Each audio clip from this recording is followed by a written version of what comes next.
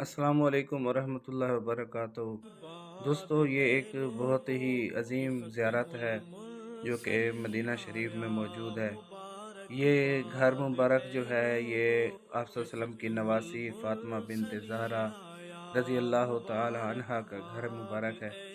تو یہ گھر پہلے جہاں پہ مسجد نبوی کا مسجد بنی ہوئی ہے، صحن ہے اور مسجد بنی ہوئی ہے، یہ اسی جگہ پہ ہوتا تھا۔ تو جب مسجد نبوی کی توسیع کی گئی تو ان کو ایک شہر کے اندر ہی گھر بنا کے دیا گیا تھا بعد میں، اور ان کو ادھر شفٹ کر دیا گیا تھا۔ یہ گھر اسی دور کا بنا ہوا ہے، صحابہ کرام کے دور کا، اور اس میں ایک کنواں ہے۔